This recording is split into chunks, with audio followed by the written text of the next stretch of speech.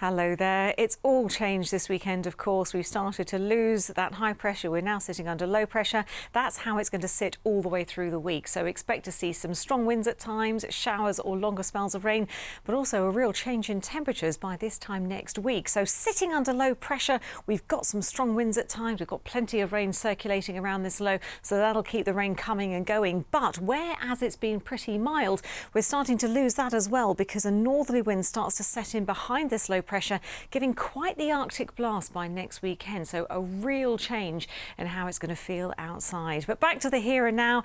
It's pretty grotty, to be honest. It's wet, it's windy, there's some heavy pulses of rain. The visibility is going to be terrible on the roads.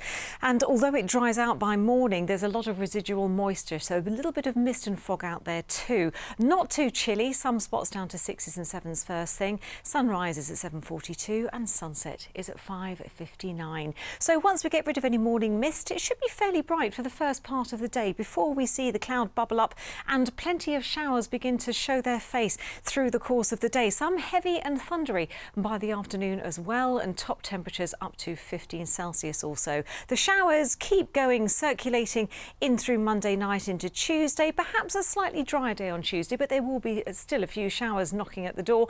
Temperatures once again hovering around the low to mid-teens, but as the week goes on, so we'll see those temperatures start to tumble away. So perhaps the worst day of the week looks like Thursday at the moment, but as I say, much cooler by this time next week. Take care.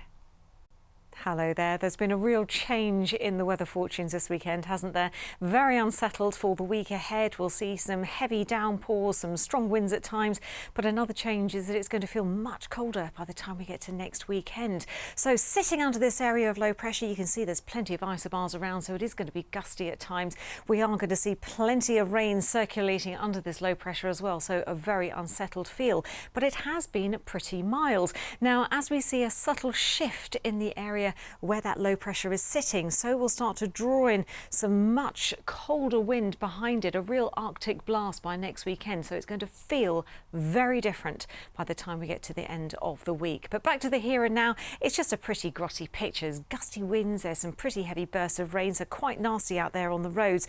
And although it will have cleared away by morning, it's going to leave behind a lot of surface moisture, so there will be a bit of mist and murk around first thing, but it shouldn't be too chilly. Sunrise in the morning is at 7:37 and sunset is just before 6 in the evening. So starting off the day on a fairly bright note for most of us, seeing a little bit of morning sunshine. The cloud will bubble up though, and there'll be a little band of heavy showers that start to develop through the afternoon, and some of these could be heavy and thundery, with temperatures just hovering around the mid-teens by the time we get to the end of the afternoon. But the showers persist, only slowly starting to ease away Monday night into Tuesday. We will see a few more knocking on the door on Tuesday afternoon.